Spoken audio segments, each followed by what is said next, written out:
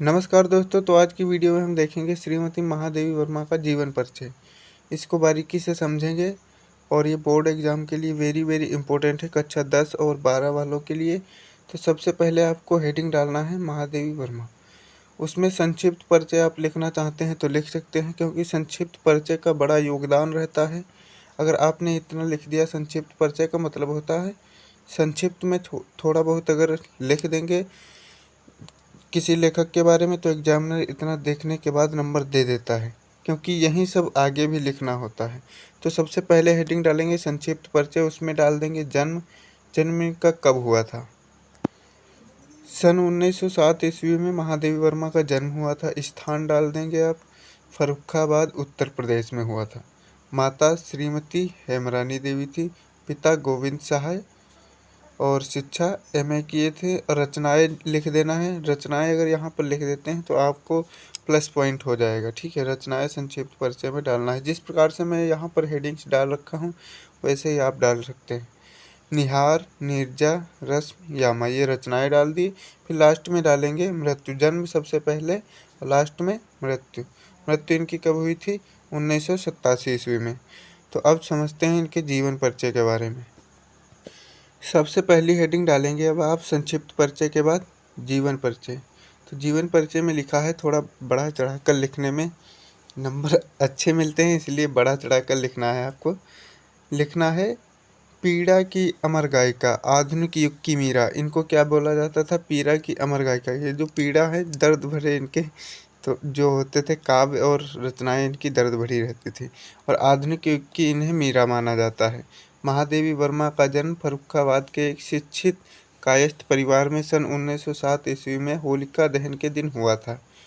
इनका जन्म कब हुआ था? 1907 ईस्वी में फर्रुखाबाद के शिक्षित कायस्थ परिवार में होलिका दहन के दिन हुआ था।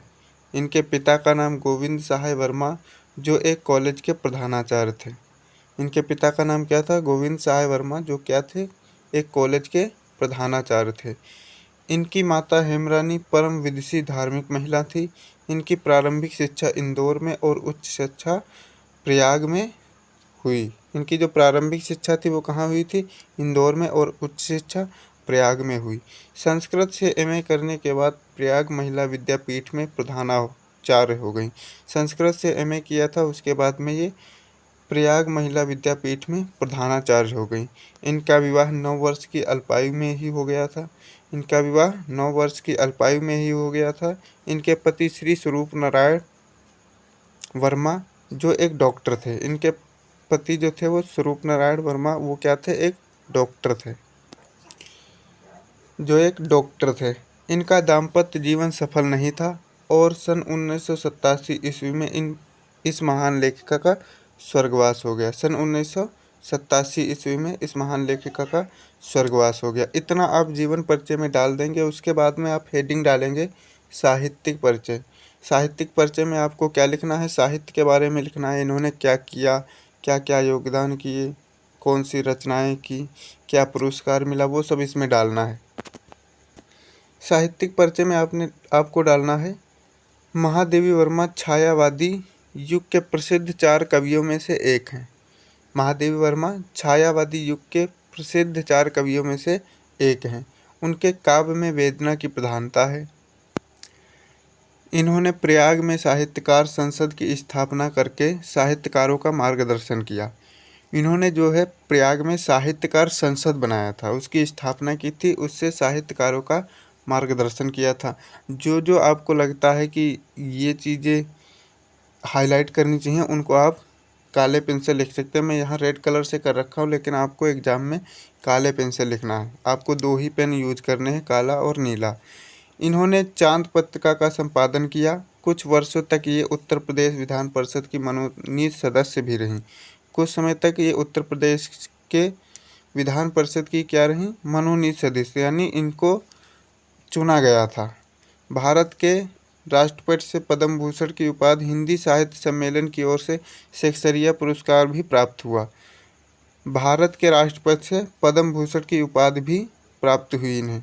हिंदी साहित्य सम्मेलन की ओर से शेक्सपियर पुरस्कार भी इन्हें प्राप्त हुआ। हिंदी साहित्य सम्मेलन की तरफ से इन्हें क्या मिला था, सेक्सरिया पुरस्कार, मंगला प्रसाद पारितोषिक पुरस्कार। ये 2 पुरस्कार इन्हें हिंदी साहित्य सम्मेलन की ओर से प्राप्त हुए थे। महादेवी वर्मा को भारत भारती तथा यामा पर ज्ञानपीठ पुरस्कार प्राप्त हुआ। भारत भारती और जो यामा था, इस पे क्या मिला है, ज्ञानपीठ पुरस्कार मिला है। कभी कभी MCQ में भी पूछ सकता है, इसलिए आपको ये याद रखना है किस पे इन्हें ज्ञानपीठ पुरस्कार मिला था, भारत भारती और यामा पर। प्रमुख रचनाओं में आप हेडिंग डालेंगे, प्रमुख रचनाएं, सबसे लास्ट हेडिंग रहेगी ये आपकी। इसमें आपको ये नहीं डालना है कि ये नाटक अलग करके डाल दिए, एक हेडिंग, एक ये हेडिंग है, एक ये हेडिंग है, कोई अब आपको हेडिंग नहीं डालनी है। बस रचनाएं हेडिंग डालने के बाद आपको 7-8 रचनाएं इनकी लिख देनी है, बस उतने में काम चल जाएगा। अब लिखते हैं भाई, रचनाएं क्या हैं।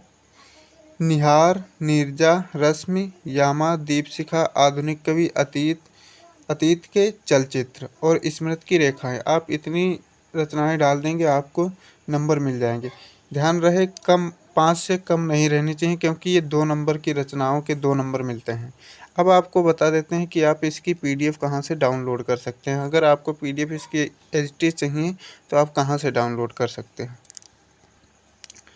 PDF के लिए आपको टेलीग्राम में जाना होगा। अगर आपने टेलीग्राम डाउनलोड नहीं किया है तो प्ले स्टोर से डाउनलोड करके उसको लॉगिन कर लेना।